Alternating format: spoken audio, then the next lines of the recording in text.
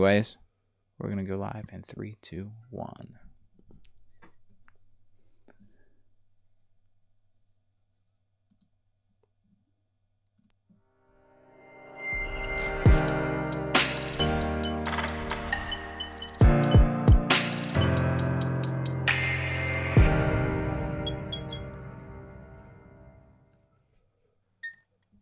And we're live. Ladies and gentlemen, thank you so much for tuning in today. Season 2, episode 15, the season finale episode of the A.live podcast. And I'm very excited to be here today. But first, I just want to throw a disclaimer out there to let you guys know that I'm not an addiction counselor or a professional in the addiction and recovery field. I am not a mental health specialist. So I do want to say what works for me may not work for you. And so just take that into heart and consider the similarities, not the differences. Don't compare yourself out. Whatever you hear today, I just hope that you hear it with an open heart and an open mind. And if something can help you, take that. If other things don't, leave them, Yeah, we're grateful today. We are grateful to be here, and I'm pumped because this is the season finale episode, ladies and gentlemen. I faced a lot of trials and tribulations during this season, whether it's related to the podcast or not. We all know that we've been collectively got through this coronavirus, and it's still out there. We're in phase 2 of reentry to society and opening up businesses, and I just want to ask everyone to still take precaution, be safe, be courteous to other people, and really just keep your side of the street clean to make a better world today. We have one chance to re-enter in society, and we can either do it aggressively or we can do it kindly. And, be kind on the road, be considerate of older folks who may be at higher risk, and just, do the next right thing. And that's what recovery is about. So ladies and gentlemen, without further ado, I'm very excited to have this guest here in the studio with me today.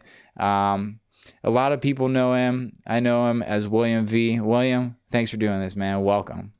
Thanks for having me. Absolutely. And I know there's a lot of people that are excited to hear you share your story today. You've helped a lot of people along your way, and you celebrated, 26 years clean? That's right. Congratulations. That is huge. When is your clean date? February the 5th, 1994. Okay. Wow. 1994. I don't know what I was doing in 94. I was probably out there ripping and running, creating havoc. But, man, you had a new beginning then. So I just want to kind of ask you to start off the podcast. This is a generalized question, okay, and I don't expect you to know the answer. But what is the meaning of life? Break it down for me. Wow. Why are we here? Why are we doing this? The meaning of life to me is that I was put on this earth for a purpose, for a time. The meaning of life is, to me, the dash. From the day I was born, the dash, till the day I'm no longer here. It's what I make of my being here. Okay. So the dash represents everything in between. Absolutely. Yeah. And that was basically why I asked, what, not necessarily in a sense of what is the meaning of life, but why are we here? What is your purpose? What do you find yourself? How do you find yourself playing a role in society today? How do you find yourself being an active member of society? How do you find yourself fulfilled? How do you find fulfillment? For an addict like me, I am, just embarking on my journey in the grand scheme of things. I look at 26 years with such respect, and, I look at you as a man of honor. I look up to your recovery, William. And that's why I'm so excited to have you here today on the podcast for the season finale. You've played, whether you know it or not, you've played a very crucial part in my role in recovery. And I look up to you as a grandfather in this process. Wholeheartedly, I mean that. Whether it's because you've sponsored people that played a vital role in my recovery, in my early recovery, in my recovery today, and you've helped show them how you live and had an influence on their lives to help show me. It's like a trickle down effect. And so I just wanted to thank you for that. And tell me about your story, man. I want to learn more about William. My purpose now is, what I try to do more than anything is pass on the blessings that I've had. I grew up in the city. I grew up in Murphy Home Projects. We actually refer to Murphy Home Projects as the pit. And most of my friends, or most of the people my associates, right, chances were that we weren't going to get out of the projects by the age of 18. Okay, here I am, right. Here I am. I mean, I did what I did. I had to go through the changes that I went through, but here I am, 65 years old. I've been blessed. 65 years old with 26 years clean. There's a possibility. There's a way.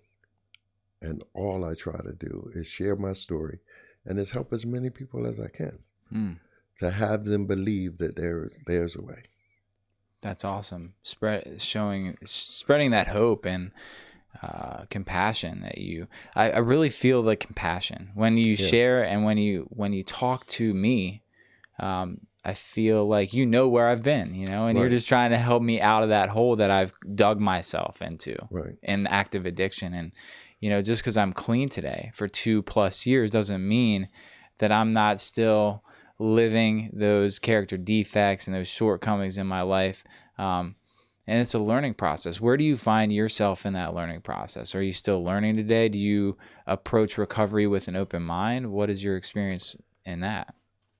I learn from day to day, sometimes from minute to minute.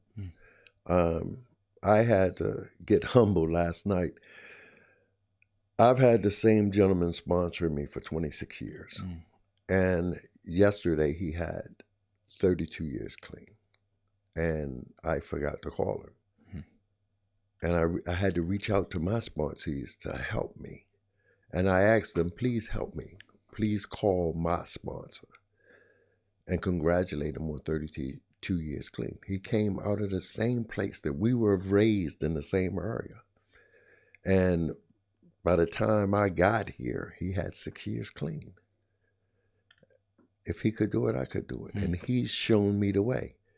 That's what you were talking about. What I try to do is show other people the way. And sometimes I can just be here for them and continue to do what I do. And hopefully they'll see that there's a better way. Yeah, something that you just mentioned there is that's kind of more difficult in this day and age that we're living in with the coronavirus and not being able to go to meetings physically. We share on these other platforms and we go to meetings via Zoom or online, and like the newcomer may hear something that they can relate to, that they like in a person, but then they can't actually see that person living it in their life because of our restrictions. So what kind of advice for the newcomer right now? Like, how can we help the newcomer today? Because the way that you've known your recovery to be the past 26 years is different now. Like, how do we help the newcomer now? I'm hoping that maybe a newcomer can get something out of this episode or other episodes of the podcast. But again, they're only hearing what we're sharing. They're not seeing us live it out in our lives today. So that's something that we have to consider. And I don't expect you to know the answer to that. I'm just kind of throwing it out there as an idea, I have a newcomer that I'm working with now, and we talk just about every day. And sometimes I'll have to call him. And what are you doing today? How was your day? When he called me, I always thank him for calling me because I want him to know that I'm just as grateful to have him in my life as he may be to have me in his life. And they watch and they learn that we've been taught to listen to learn and learn to listen, right? One of my favorite sayings now is, God gave us 2 ears and 1 mouth. What is it that he wanted us to do more of? Listen. Exactly. That's interesting. And, being in the audio industry, like I've been trained to have an ear where I listen. I listen for details. I'm very receptive. But there's times, I'll have to admit, there's times where I think I know something, right? And so my ears, I reel back those listening devices, right? And I think that I know something, so I will speak out rather than just sitting back and listening. And it's happened a lot in this season of the podcast. And there's been many times where my girlfriend's like, you need to learn to listen more. And I'm like, my first reaction to that was like, well, I do. That's what I'm good at, listening. And she's like, well, that's not what I see, so much. And like, there's so many things that have been revealed to me in this process of recovery. It's like every time I think I know something, it turns out that I maybe didn't know something as much as I thought I did, Whoops. Sorry. It was an accident there. That's okay. Hit the wrong button, but yeah, I'm sorry. Okay, that's what we're experiencing here. Right? I'm sitting here and I'm listening to you. I'm listening to the interaction. I'm listening to your questions, so I'm forced to pay attention. Right. A lot of times people don't listen, and me sometimes, because I'm so busy formulating my response. Yes. Right? I'm thinking about everything you're saying and what am I going to say in return? And why? Now I'm in my head. I'm thinking of the response, and I'm going to miss something that you said to me. Yeah. Yep. And that's been my experience. And I think about halfway through this season, one of the things that I did to help me is I made these flashcards here. I got a whole list of flashcards of general questions about recovery that I've come up with to ask people along this season of the podcast so that I can focus on just listening. And if there's a point in time where I have a little brain fart or lull where I don't know what I'm going to say next, then I can just, hey, William, do you invest more time into working steps because of the COVID-19 and all the time that we have on our hands today? Absolutely. Okay. Well, not more time, but I study them. Okay. I study them a little more because now I don't have a person in front of me, literally in front of me to do the work. As a matter of fact, today I have an appointment to do a step with a sponsee. Right. So, of course, I've been back and been through my books and the step that we're going through. So, yeah, it's important to me. The steps are very, very important to me. So I do study them. I don't just read them. I don't just write them. I study them. And that's one thing that I've been lacking in is my step work. It's a struggle for me. And I think it's because I look at it as like homework. I look at it and instead of looking at it as like an opportunity to grow and get better with oneself, I can look at it as like a task and a daunting task where I have to just not watch Netflix for an hour one night so that I can do some homework. And that's my perspective on it. And it's like, I think that's where my disease wants me to be, right? It wants me to look at it that way so it can gain control over my being. And I've asked so many people about their experience with the step work, and it sounds so intriguing and it's becoming more appetizing the more I talk to people about it. So how about this? Okay. How about this? Wherever you are in the literature, whatever literature you're reading, whatever you happen to put that book in the bathroom. Okay. Most people have magazine racks, or used to have magazine racks. I'm Sure. telling my age. Used to have magazine racks in the bathroom. Put that literature in the bathroom. You go to the bathroom every day. I certainly do. And you know what's funny about that? Yeah. I need to have a station outside of the bathroom that says, put your phone here before entering the bathroom. Exactly. Put your phone, leave your phone wherever it is. Right. And pick up that literature that's in the bathroom. Yeah. I mean, that's a good idea, man. It's a good suggestion. Yeah. Following suggestions is an integral part of how I got to where I am today. Well, if I may, I really admire your growth. I really admire your struggle. I've been around you for some years now, Mm-hmm. and I've seen some of the challenges that you've had. Yeah. And I've been around people that was in your life that unfortunately we've buried, that didn't make it. We have to give ourselves credit for the times that we did make it. Right? I admire that about you. Yeah, sure. But one of the things, and I'm sorry to interrupt, but I beat myself up. I criticize myself. And so I have a hard time giving myself the credit. Yeah, I know. But in my admiring you, I think I saw you at a marathon or something one time, and I said to you something to the extent of what the panda would do, or the panda wouldn't carry resentments, or a panda, right? Yeah, A yeah, panda yeah. would look at stuff and grow, Uh-huh.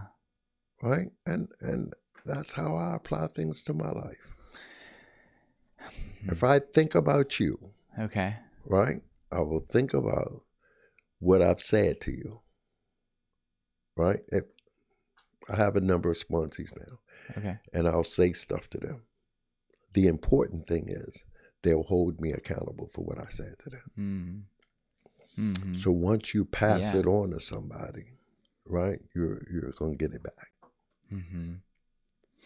You know, and I kind of want to, this is something I wanted to bring up, and I've talked about it on other episodes. So I kind of want to like dig into your mind about this, see what you think. Because there was also another time that I was sharing at a meeting, and I was sharing about how I'm trying to recreate my identity, and I've been stripped bare. I've been stripped bare. It's funny I say stripped bare because this goes into what you told me after my share. You said it's funny how God will use a panda bear to teach you a lesson. Yeah. Do you remember saying that to me? And I kind of wanted, like, you know, it's come up a couple times, like, and I thought to myself, what did he really mean by that? You know, because I only have my perception of what I thought you meant. Right. But like, you know, God will use a panda bear to teach you a lesson. And the funny thing about that, before we talk about that, is like, I'm getting ready to get rid of this whole, I'm retiring the panda, right? The logo will stay the same, A.live, minus the panda, because I find it's not suitable for who I am anymore. I find I'm like growing out of that, and I'm actually okay. I'm beginning to get okay with Aaron without hiding behind this facade of something that is not fitting who I am anymore. Does that make sense? Not only does that make sense, but that's it, Aaron. The panda was a head that you used to wear. A mask. Let's take off the mask. Yeah, man. Take off the mask. And that's what impressed me. Once you took the mask off, or once you make the decision to take the mask off, then we're exposing who we are. Yeah. Right. If I don't watch it, I can put on a mask to blend in with any situation. But if I put on a mask to blend in with that situation, am I going to lose me? And that's what happened. And that's what'll happen. Yeah, man. So it's funny that God used a panda bear to teach me a lesson. Let's go back to that. What did you mean by that? It's not funny. Is that what you meant? Look at that and look at the nature of the panda bear. Okay. Explain. They're just as relaxed and comfortable, and they go in the tree and or the palm, and they and they eat on it, and then they relax and come down, and the nature of them is so relaxing. And they're very playful too. Absolutely. And that's something else I've been talking about. In my first year of recovery, is a lot about having fun and being playful and experiencing joy, you know. And second year of recovery was more about responsibility, showing up for life. And so far in this third year, it's been life on life's terms. Like, things in my life, not everything I'm, happy about the circumstances, right? I'm resisting the change that is happening in this process. And so it's really just about accepting those things and dealing with life on life's terms and being okay with self. So I'm still going through this identity crisis. I'm still trying to find out who Aaron is. And I just need to let God. Yeah. I need to turn my will and my life over. Well, that's in the steps.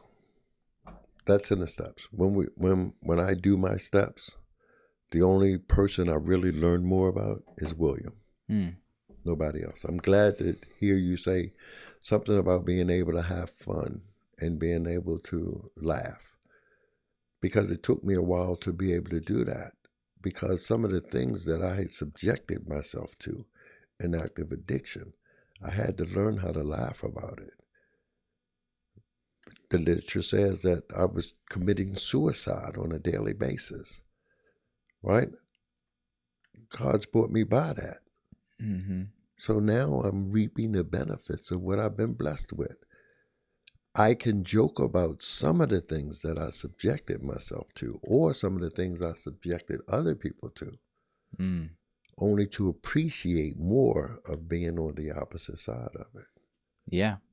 If I carried the guilt and shame of what I brought on myself from some of the things that I did, I would be in trouble.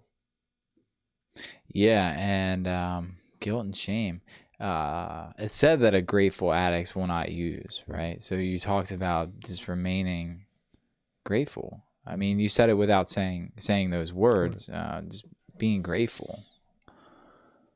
And most days I'm grateful. But then there's days that, I think it says somewhere, well, forget the literature. My experience is that, some days I'm just like, I do revert back to those feelings of guilt and shame and being unworthy. It's important to remember what I'm grateful for. You ever find that gratitude list work for you? Yeah. Yeah. I've never done one. Yeah. Well, I think I have, but quite a while ago. I've done several, but I also learned that there's pamphlets and other information that would help you appreciate or stay grateful. Okay. For what you've made it through. That's how I open up most of the times when I share my experience, strengths, and hopes. I always thank God for being gracious enough to allow me to make roll call for that day. And in all His mercy, I did not use. Yeah. Yeah. Man. You're so calm. You have such a calming spirit about you, William. I feel very relaxed, like a panda bear would be, right? Yeah. But I really, enough about me. I want to hear about your story. Okay. Well, first I want to talk about you. I'm so relaxed. Let me tell you. Okay. One of my favorite scenarios is the duck on a pond, right? Mm-hmm. If you look at a duck on a pond, he's just gliding across the pond, right? Sure. But if you look underwater, he's working his butt off. Okay. And in order for my life to be half as calm as that duck on top of the water, underneath, I have to continue to work my butt off. That's a good metaphor or analogy. And I do it. And I've been presented with some stuff in life while being clean. And I haven't used.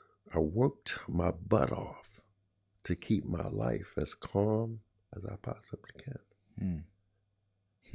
So a lot of times I may look calm, but I'm really not that calm. Yeah. On the flip side, and I think in active addiction, we're not doing any of that work underneath, and our lives are so chaotic, and we're not just gliding.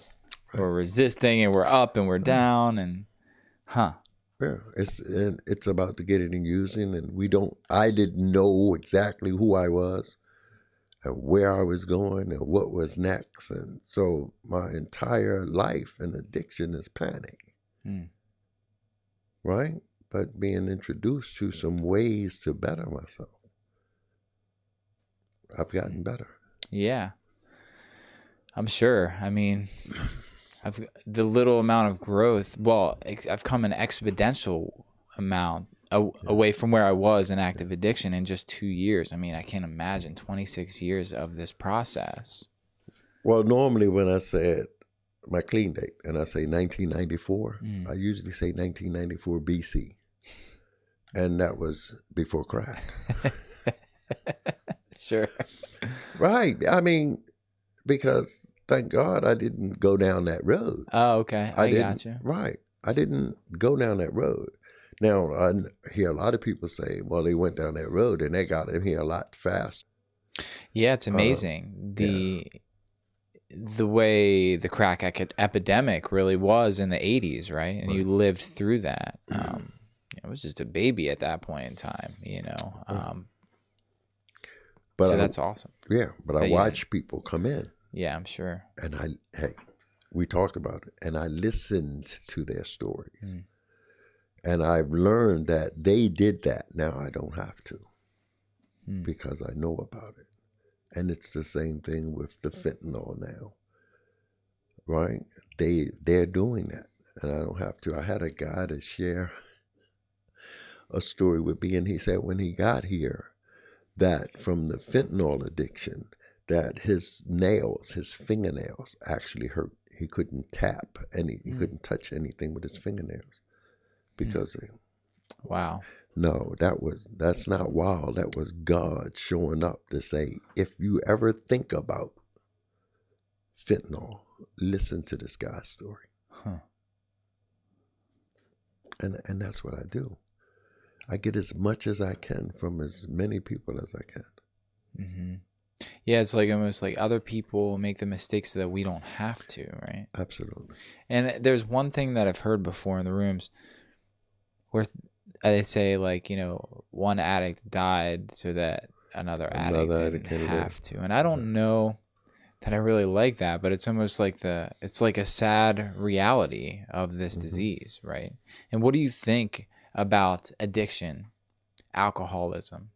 And I know we talk about the differences. There's no difference, right? No difference whatsoever. Addiction is addiction. And it doesn't have to be alcohol. It doesn't have to be drugs. The disease will show up, and you use the term since we've been talking. The disease will show up in a whole bunch of areas of my life. It doesn't have to be alcohol. Doesn't have to be drugs. Don't have to be money. Doesn't have to be sex. Doesn't have to be working, right? It can be any of them. But if I pay attention to who I am and where I've come from and where I'm trying to go, then it doesn't have to bother me. I don't have to react to any of them. Yeah, and it's a struggle sometimes. It's a struggle. I mean, it's absolutely amazing. All right. I made it through a breakup with my wife after 20 years. And I never thought about using. I've been without drugs with over 20. I mean, I've been without work and drugs with over 20 years clean. And I made it through. I've been homeless with over 26 years clean. And I made it through. Man. Yeah, it's amazing what we can endure. Absolutely. If we just stay clean. Absolutely. And do the next right thing. Circumstances will happen to us no matter what, right? Yes. Things beyond our control. Yeah. I could be homeless tomorrow. I could do something in this household today that my girlfriend puts me out on the street for tomorrow. But I can bounce back. We were talking about it earlier today, is that, you know, addicts are some of the most resilient people. And we can find a way to get money to, even if we're not working, we don't have a job, we can find a way to get money to use. So we can find a way to get back off the streets, really. You know, we don't have to be out there standing on the corner begging for money either. We can bounce back. If I get kicked out of the house tomorrow, right, and I go and I use, my chances of bouncing back are a lot more difficult. But if I get kicked out of the house tomorrow, I don't use and I do the next right thing, I can get myself back into shelter before I know it. The chances are that you would make it back. Right. That's some of the things that I did in active addiction. I was extremely creative about the getting and using. Right. Yeah. Yeah. Right. I can relate. Right. So I'm extremely creative for the getting and using. And now I use that creativity to stay clean, to live life on life terms. It's the same thing. We said sometimes I just have to sit still and wait.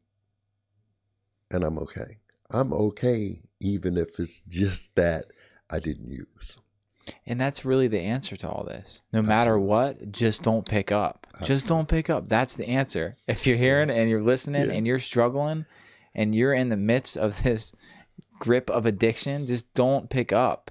You will make it back. I think I was reading the Just for Today this morning, and it was talking about relapse, and it was talking about, we make connections in this process where we don't think we can bounce back or we don't think we can get clean, but someone in this process told us that you can and you will get clean. Yeah. And stay clean. Without a doubt. Relapse and recovery. Relapse is not necessary. It may be a jarring experience for you to stay clean. Right? We know that. But it's not necessary. It's not, you don't have to ever use again. Yeah, and that was my experience. I had so many relapses. Look at that. Do you see that right there? But I mean, that's not funny, really. Right. As long as I don't use, I stand a chance. That's right. And using drugs, right, happens long before I pick up. What do you mean by that? When I stop doing the necessary work to stay clean, then I'm already in a relapse mode. It's a thought. It comes from my initial thought. And if I think it and it becomes a fixed thought, then eventually I'm well on my way. I don't even want to entertain the thought. I have a question for you, Willem. Did you ever have a goal in your life that you wanted to obtain, and you thought for a second that putting your attention and your focus on that goal was the way to get there? But then taking a moment, realizing that might not be the answer, and realizing that I need to get better with self in order to reach that goal. For example, I want to open my own recording studio, right? Now, in active addiction, I was self-employed for 7+ years. I DJ'd weddings on the weekend, and I ran a recording studio, and I was able to feed my addiction and pay all my bills, Now, also understand I racked up a ton of debt, but I was able to stay afloat. In my own mind, I thought I was like living the life of my wildest dreams until I got clean, and then I was like, man, there's a better way. But now that I'm clean, I'm working a dead-end job that I might not necessarily love to do.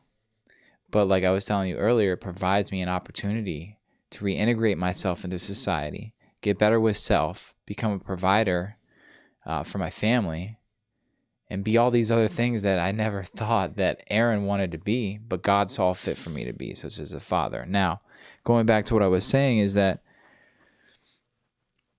last night I was having a conversation where I thought, it sounded like a good idea to put all my cards into and all my extra time into getting my business up and running so that by 2021, this time next year, I'd be in my own studio, in my own building, and recording clients and DJing weddings and doing all these things I used to do in active addiction, but may not be so conducive to my life today. But then I had a thought like, that's not what I need to focus on. I need to focus on my step work and getting better with Aaron. Have you ever had that experience where you wanted to obtain something in your recovery so bad that you just wanted to chase after it, but stopping and realizing that that might not be the answer to get there.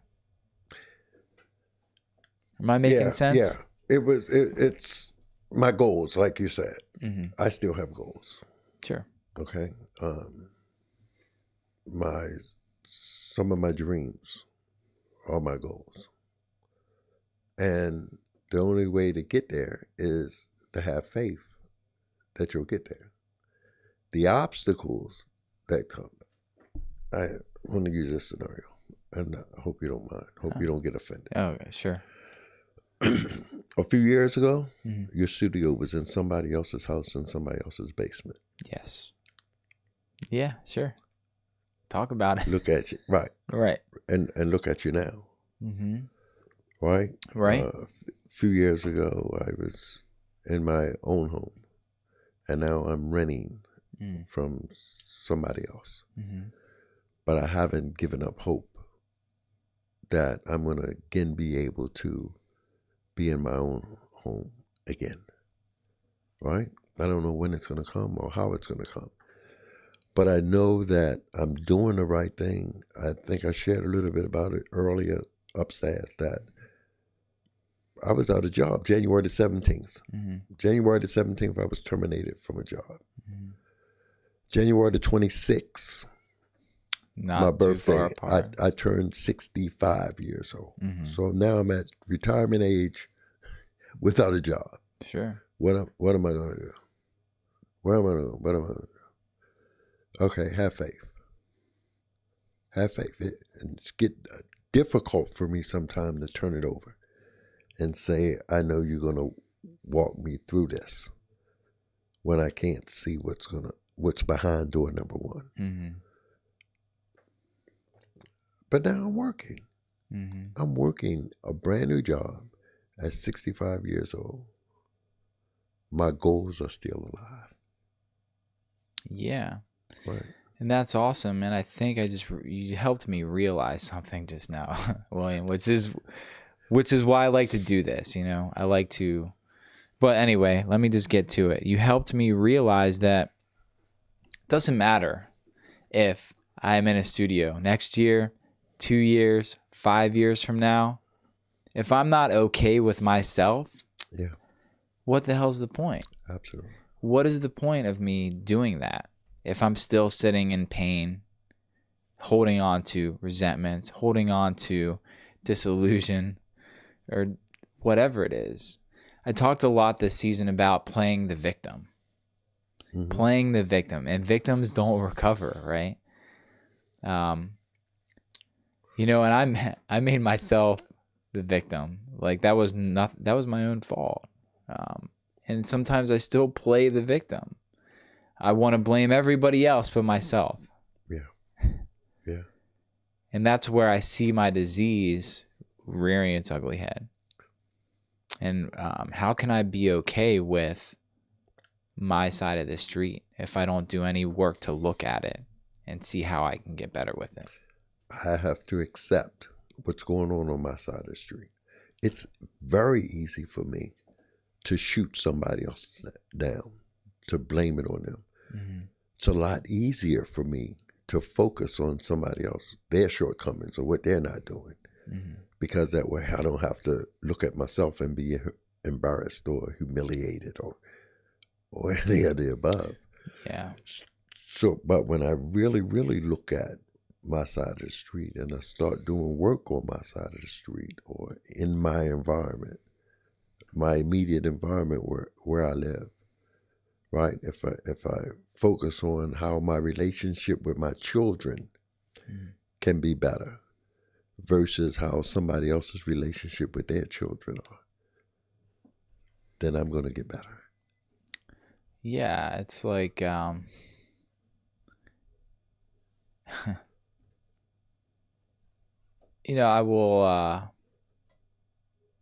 will focus on the reasons I was right and the other person was wrong, and it was their fault. Yeah.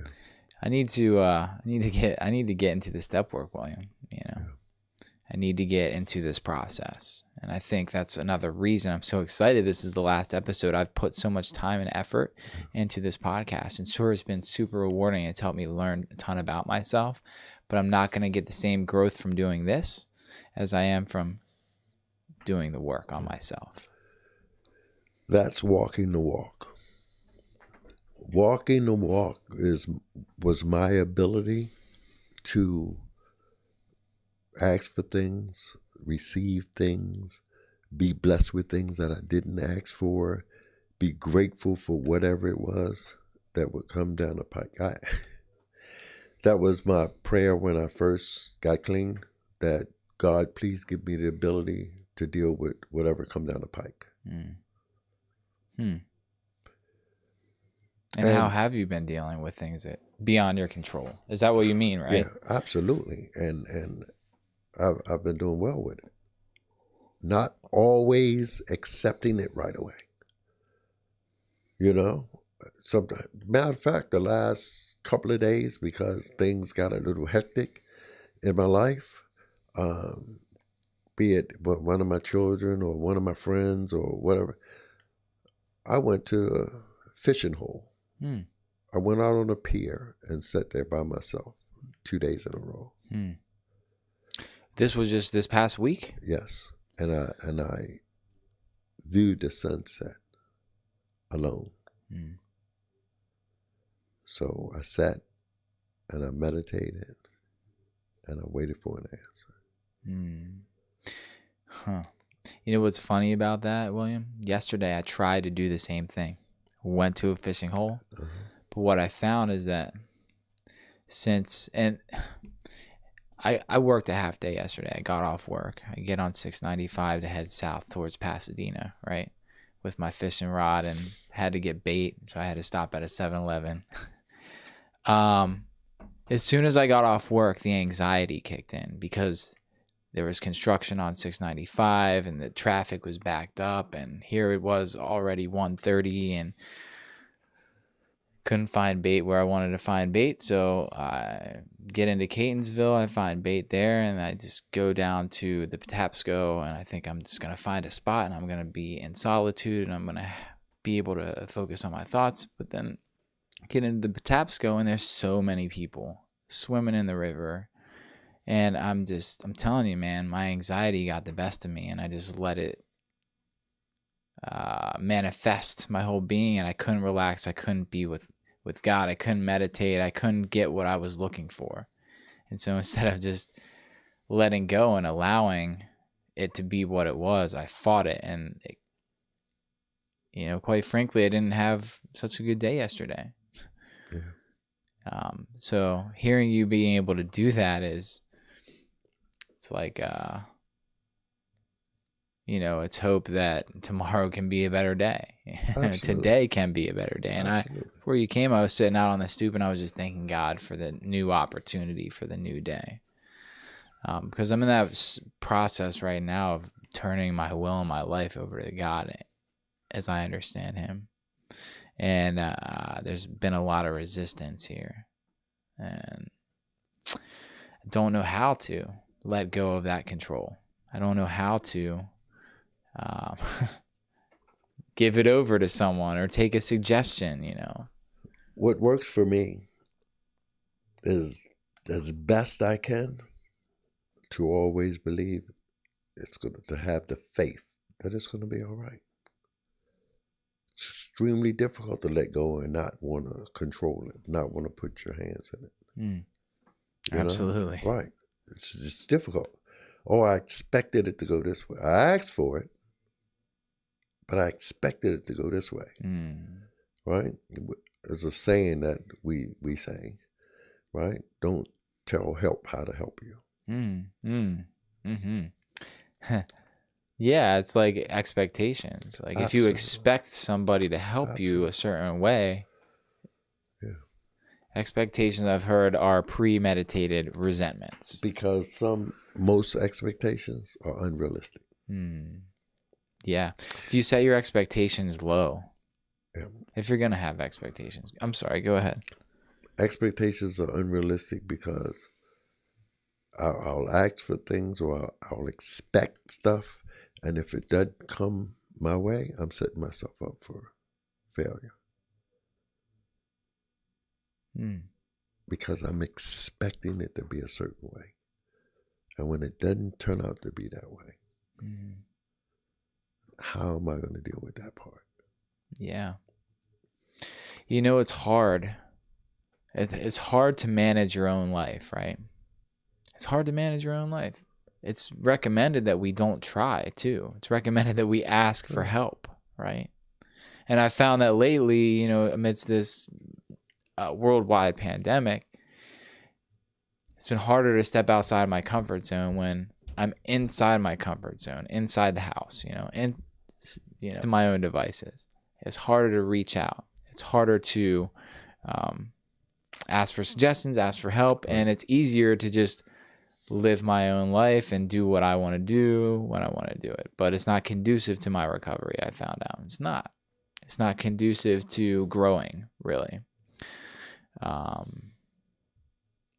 And that's why I appreciate you doing this. You know, I had an expectation that you were going to come here today and just share with me. And that was my only expectation. Now, had you not shown up today, I probably would have been disappointed, but I probably just would have done this podcast alone and had a time of self-reflection. And that would have been okay. Because I set the expectation so low, I'm not, like, I have no choice to just but appreciate you being here sharing with me. But aren't we more comfortable, or I am more comfortable, when I ask somebody to do something and they say yes? Sure. Yeah, absolutely. Knowing that they're going to do it. Yes. I'm not going to expect that they're going to do it. I'm going to know that they're going to do it. Yeah. They're the type of people I have in my life now. Mm-hmm. Really. Yeah. And that's how I feel about the work that I've done on myself. But if it doesn't go the way I want it to go, it went the way it was supposed to. If I hadn't shown up and you'd have been here having this conversation by yourself, then that would have been the way it was supposed to be. Correct. Yeah. And I don't always like stuff when it turns out that way. God, you mean I don't have any say in it? Right, and I think that's what happened yesterday. I had this grand plan that I was going to work a half day, go and fish and be relaxed and, you know. Yeah. And you know what I did, William?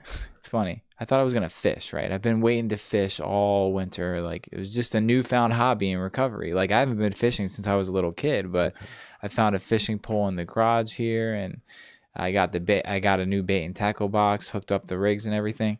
And I thought this is something that's going to be fun for me to experience on my own. Something that Aaron can do by himself and just be okay with self. Well, right. I was shown the opposite yesterday. I thought, I wasn't okay with self yesterday. I wasn't okay just sitting there. It wasn't satisfying for me. And I just, you know what? I tried to fish. I cast out. The line got caught on a tree, Right. And then I went out and stood in the middle of the river, and I was like, this is crazy. It's going too fast. Like, I'm not going to catch anything. And then I started sweating and getting hot. And I was just like, all right, God, you just want me to enjoy the day and just go swimming and cool off. And that's what I did. And then when I stopped fighting, I felt so much better. And I was like, you know what? Today's not the day. It's okay. And that's okay. Not every day is going to be perfect in this process. And that's what I've learned here, to sit still through those uncomfortable times. Right. Yeah, man, it's, I'm grateful to be in this process. Super grateful to be in this process. I don't know where I would have been without, I probably would be dead today.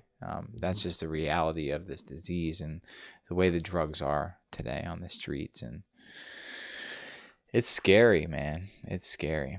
Where are you at in your process right now? Well, I'm just right now extremely grateful. Yesterday I attended a funeral. I buried a cousin. We buried a cousin yesterday. And again, after going through the emotional turmoil of being at that funeral and the COVID-19 and every other pew being empty and blue markings on the seat, and what were the blue markings representing? where people could sit. Social distancing? Right, where people could sit after the family's pew, Okay. after the immediate family's pew. Got it. Going through that and going through the emotional turmoil of having to do that. He was one of the oldest men in our generation on my father's side of the family. And I was grateful, though. I was there, and my brother was there. Mm-hmm. My brother was there, so I was with a lot of the family. And then going through that and coming back, and then last night not knowing what I felt and how I felt concerning all that, and receiving a call from my sponsor to remind me that he was celebrating, that he had 32 years clean.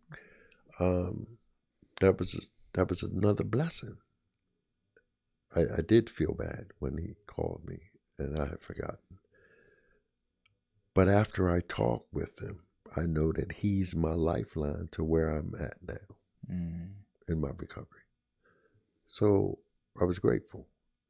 And then I was able to talk to my mom. And now when I talk to my mom, I can tell her exactly how I feel and what's going on with me. And I am a mama's boy. I used to say I'm the biggest mama's boy in the world, but now I'm probably the oldest. But I enjoy that, and I have a relationship with her. And no outside entities really bother me anymore. I don't let them control my life. If I don't accept where somebody is in their life, I let it go. That's where they are in their life. I can say I don't like it and not let it affect everything in my life. Yeah, how does one let go, though? Like, because I will, again, play that victim role and well, this person hurt me, and I don't accept where they are in their life, and I can't let it go. I've been letting things go, but it takes me a long time. Yeah, but when I don't let go, when I don't let go, then I'm going to victimize myself. Correct. Play the victim. Right? Right. But realistically, because I've worked on me, I'm not a victim. I volunteered That's the to difference. go in their space. Huh. Right? Yeah. Misery demands company. Of course it does. And I think that's why it was hard to sit with myself. But if you're having a pity party, one of the worst things in the world that could happen is that I show up at your pity party. Why am I going to show up at your pity party? It's not going to make me feel any better. Sure. But why can't I continue to do what I'm doing and stay straight? And you can see it, and then maybe I can pull you out of it. Or when your pity party is over, I can be there for you. What good does it do for both of us to be at a pity party? None. That's my approach. When I shared this podcast out on Facebook, I said, it said, celebrating success with William V. at B-Roll Entertainment Studio. So, as you can see by that post, I'm not playing the victim. I'm celebrating recovery with you. And when we get in that same space together, we can do so much more than being in that pity party. We can do so much more to help each other and maybe somebody else. Someone else gets something out of something that I do today. Then it just reinforces that I did the right thing. Yeah. Huh. I'm learning about myself today, William. Well, so am I. I mean, when we started this off, I was a nervous wreck. I probably messed up dates, and I probably said some stuff that's crazy. I'll probably look at it and say, "Where the hell did that come from?" Nah. But then, as I sit here with you, and I got more comfortable, and I started having a conversation just with Ern, not with the mic, not with the video cameras, and, Sure. right? Then I started to get a little bit better. Yeah. A little bit better. So that was the comfort between you and I, just sharing, just me being able to share my story. Yeah, it's different. It's different sitting in front of the camera. It's a different kind of environment. It's something that we're not used to. However, one of the reasons that I started this podcast from the get-go is I was tired of having conversations with people through an electronic device, through a phone. And I wanted to just put the phone down for an hour, however long the episode may be, and just sit face to face with someone and have an untethered conversation. But we don't have to have something in between us. Right. Now we do have 2 video cameras between us, but it's more real to me to do this than it is to have a conversation through the phone. I was talking last night. I hate Facebook invitations, Facebook events where someone invites me to a birthday party or something like that. And I look and there's 60 some other people invited. And only 10 people responded saying that they're going to show up. I think it's stupid. And I think that if that person, or myself included, created an event, it's better for me to reach out to someone directly and say, "Hey, William, I'm having a party next weekend. Did you want to come and bring some family?" That's more personable. Absolutely. And that's what I value in my recovery today, having those in-person connections, not those Facebook created events. Now I did create an event for this podcast today, but this is something that was happening on the internet. I think it's a little different there. Yeah. If you want to have people in person, invite them. Like today. And I will send out the birthday things on Facebook and whatever. But I think it's extremely impersonal. Yes. I talked to my brother on the way here. Today's his birthday. I talked with him on the way here, right? Because I wanted to tell him happy birthday and how much I appreciate him. And, I'm glad he is where he is. And I take a lot of things like that when you respond. I think it's a technological downfall. Yes, certainly. Yeah, where you can't be personal with people. Yeah, and that makes it harder for connection and real bonding. That was part of my problem with Zoom meetings. Yes. And stuff like that, because nobody's there. I heard one person share it better, and they said that because they would make a joke or they would make humor out of something, but when the person is not there, you can't hear if they laughed or if they said anything. It's the personal effect, right? That's missing. It is. It's man, I'm grateful for Zoom, because where would 12-step recovery programs be without it? It's almost like, and the thing that really gets me, William, is like, liquor stores are essential businesses, but meetings are not. Right. So I get it, like, and keep the hospital beds open for the COVID-19 patients, and prevent people who drink alcohol in an addictive manner from detoxing and taking up those hospital beds. Sure, I understand that, but I don't.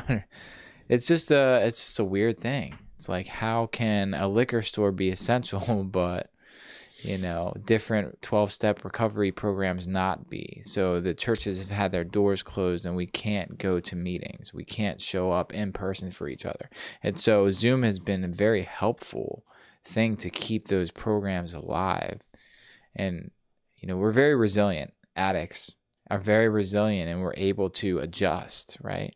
But it's hard. It's hard. I struggle with the Zoom meetings too.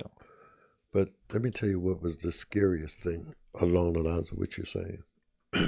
In my new job, I'll refer people that have problems to different places. Okay. And I'm pretty resourceful because I've been here a while, so I know where most of the clinics or, rehabs or treatment facilities are. And I sat in my office for about an hour and a half, calling different places. 75% of them told me that they weren't accepting people because of COVID-19. So it's harder than ever to get help right now. Yeah, not only was it harder, that was scary. Sure. So what do we do with them? Yeah. We can't go to the hospital. I got clean through going to a hospital. Mm-hmm. I went in, I used to say, I went in and told them a lie that I was suicidal. That wasn't a lie. I was suicidal. I needed help. Right. But now we can't even go into the hospitals, do this stuff and say, we're suicidal, we need help.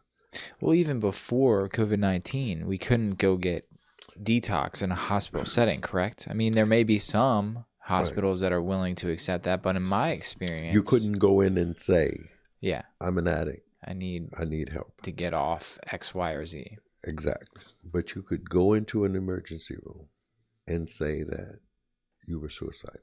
And they wouldn't turn you away. But I know a lot of treatment centers use medically assisted detox programs. For example, with alcohol, that will give you, like, I think benzos or some sort of other substance to help substitute to help get you off of the whatever you're physically dependent on. So when you would go into the hospital facility and say, I'm suicidal, they would put you in this, the ward, right? And then would they medically assist you to get you off of the substance that you're physically dependent on, or what? Yeah, they would have to. I mean, I have a sponsee that works in one of the hospitals, and it's amazing because when I took somebody there, he helped me to get somebody that was very important in. They put him in the room and let him detox. But now they go in the room and they're, like you're saying, they're giving them a substitute. So then they have to detox them from the substitute. Because they've been on the substitute for so long? Well, no, because they gave him the substitute. The same thing with methadone was they put on a maintenance program. But they keep them on maintenance for so long, then they have to detox them off of the maintenance. So I think the only people that are really benefiting from it are the pharmaceutical companies. Right, and it's all about money. Absolutely. And I have been on those maintenance programs, not methadone exclusively, but Subutex, Suboxone, and then it went from that to Vivitrol, which really wasn't a narcotic replacement to heroin, or Suboxone. What Vivitrol is, it blocks the opiates. Now, hear me on this. I was just having this conversation earlier this weekend with somebody, is that the Vivitrol blocked the opiates, and that's exactly what it did, because I tried it out. I used to get the Vivitrol shot, which lasts in your system 25, 30 days, and for the last 15 days of that 30 day, I'd be shooting heroin, trying to override the Vivitrol, because here's the thing. I wasn't ready. I wasn't ready to be clean. I wasn't ready to stop using, and I wasn't doing the Vivitrol. Here's the thing. I wasn't doing the Vivitrol for anybody else other than myself. I wanted to be ready. And that's why I chose to get on the Vivitrol. But I wasn't ready until I was ready. And then at that point, I didn't need the Vivitrol to stop me, because I didn't want to use anymore, But one of the things that helped me in that process, William, is that people told me in the rooms of recovery just to keep coming back, because eventually something will click. And that's exactly what happened for me. It wasn't through promotion. It wasn't through people telling me you need to go to meetings. This program worked for me. That program worked for me. This is what helped me. What happened is that I came around long enough to see the miracle work in other people's lives. And at that point, it wasn't promotion. It was attractive to me. And that's when I decided I didn't need the Vivitrol anymore to stop me from using heroin. I didn't need anything.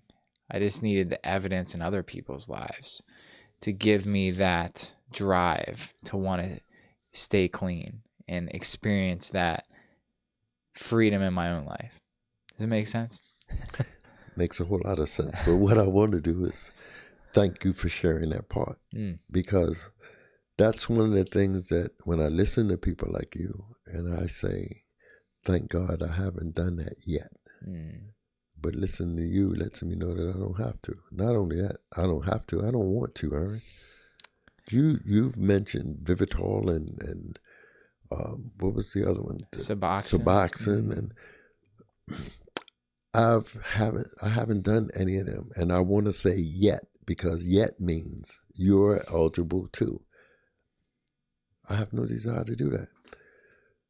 You just helped me because you explained to me that nothing there is changing. The names of the drugs and stuff is changing. But guess what, William? The unmanageability of it all was exactly the same. It's the disease of addiction. It's the disease of addiction that completely makes us unmanageable. Hey, we talked about that earlier. That's why it's so important. Whenever I start my steps, I start at one. I got sponsees that kick and scream because they've had other people or they've already gone through or whatever. And I say, okay, well, if we're going to work together, I need you to go back to one. But I'm on 11. I don't care. Right. Right, because that's our powerlessness and unmanageability that takes us through the rest of it. And that was my experience changing sponsors of no choice of my own. I was like almost forced to find somebody new to sponsor me. And I had already worked step one with another sponsor, and the sponsor I have now. So we can just pick up where you left off with your last sponsor. And when I shared that with you before the podcast this morning, you kind of almost balked. And I had a sense that what you were going to tell me is to start over when you switch sponsors. But why, William? Because I'm the same. Yeah. I'm in this process. I'm growing. I've passed step one now. Why start over? Is it to create that new relation? Like, what is it? This is, I can't say it better than this. Okay. And that's why I do it for my sponsees. And this is, I didn't make this up. I learned this from somebody. Aaron, in order for me to tell you how to get or to help you get where you're going, I have to know where you are. Okay. If you say, William, I'm trying to get to such and such and such and such place, I first have to know where you are. Right. And that's a good point. Now, I will say this. When I did move to a new sponsor, don't want to say skimmed over step one, but we talked about it. And I explained my understanding of step one, and we read it out of the literature, and we talked about it. So it wasn't just like pick up and move on. It was, we revisited that. But I didn't write it all. I didn't write it over again. Yeah. So that was my experience. Yeah. And it's always between the person and their sponsor and the relationship that they have with their sponsor. I did most of my first set of steps with somebody else. They were in the sponsorship family, but it wasn't my sponsor. And I think, matter of fact, it was one of his sponsee brothers at the time. And I think what I want to point out for our listeners today is that the point is that we don't go about this alone, no matter what, and that we rely on someone else to help guide us in our recovery because they've been there. They've worked through that part. There's an old story I heard, and I don't know if I'll tell it right, but there was a man, he fell into a hole, right? Have you heard this story? Do you know this story? Go ahead. Yes. There's a man that I fell. used to tell it all the time. Can you tell it then? I'd rather hear it from you. There was a guy that fell in a hole, and he's in this hole, and all these people are coming by, and the fire department, and he holler, hey, help me out, I can't get out. And the police came, and nurses, and lawyers, and everybody came, and he's hollering, hey, help me out. So here comes Ern and William, okay, 2 recovering addicts, and we stop and we look in the hole. Hey, can you help me out of here? Can we help me out of here? We hold hands and we jump in the hole. And he flip out. Why the hell you do this? Now we're all stuck. It's hell out here. What? Right. Why did you jump in here with me? Right. And we kindly look at him and say, we know it's hell in this hole. Mm. We've been here before, and we know the way out. Mm. It's got chills. It's got chills, man. Is that? And that's what it's all about, man. Absolutely. Helping each other. Absolutely. Yeah. Getting a little bit emotional. That's okay. That's what happens. Yeah. Well, that's the beauty of recovery today. Absolutely. I can feel my emotions that I ran from for so long. Yeah, it's great. I love recovery. And you can love it too if you're not in the process. There's a way out. You learn how to talk about it. You learn who you are. Because if I don't continue to work on me, and I say it all the time to people, they say, hey, William, do you know such a... Well, first I have to admit that I don't know is an answer. Now, if I don't say I don't know right away, and you ask me again, just give me a second. I'm going to make something up and lie. Sure. So I have to know how to say right away, I really don't know. But let me send you to somebody that might, or they might be able to help both of us because now I'm going to learn something. Mm-hmm. But yeah, it's like that. That's what we get. That's what we get from each other. Yeah, man. It's a beautiful process. William, We're just about out of time, man. Is there any closing thoughts that you want to touch on before we end this season 2? And it's been a wonderful ride. Yeah. No, I do want to sincerely thank you for asking me. Hey, it was better than I expected. We talked about it. It was, and I think this is a good way to reach people, and an opportunity for me. It was an opportunity for me to talk about me and to present it in a sort of a different format because some of the things that we couldn't say, or I couldn't say, because I'm not a representative for any organization. I admire you. Thanks, I think you've done great. I know where you come from. I know your other sponsors. I know, and this has been it. I hope that I sent the thing that you sent me. I sent it out to my sponsees. Mm-hmm. And I hope some of them got on. I gave it to my roommate before I left home, and I hope he looked at it because it's good stuff. Thanks, man. And that means a lot coming from you. And I want to, in turn, thank you, William, for being part of my process of growth and experience. And you've guided me. You played a part in this. So I was really excited to have you on this episode as the season finale. I knew it was going to be an opportunity for me to grow and learn something new about myself and learn something new about you. And so this is, I feel like it already has brought us this much closer. Yeah. So now when we can get back to meetings and I can see you, and you're just, you're another person in my network that I feel more comfortable reaching out to now. And I got to say this too. There was a point in time where I think that you thought I was in the sponsorship family and I was receiving texts. Yeah, I actually thought that one of my sponsees was sponsoring you. Yeah. Mm-hmm. Yeah, I did. Yeah, and I was grateful to that helped me feel a part of when I didn't feel a part of, just being included in those and seeing what was going on in the recovery community and realizing that there's a whole nother perspective and aspect to life that I hadn't been a part of, and that I had the opportunity to, if I wanted to, and I was willing to. And so I'm willing today, and I'm able to step into God's call for me, whatever that may be. And today was the podcast, and tomorrow it's going to be something else. Right. So I'm grateful, William. I do want to say, if you liked what you saw today, please support the channel and subscribe. From the bottom of my heart, I sincerely thank all the listeners that have been here with me throughout this season and former season, and appreciate what I'm doing. I really appreciate you guys in return. You've helped given me the drive through these difficult times to persistently put out new content, and gave me that motivation. So it was great.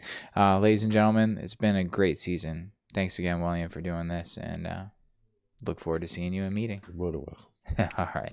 Ladies and gentlemen, A.live podcast. Tuning out.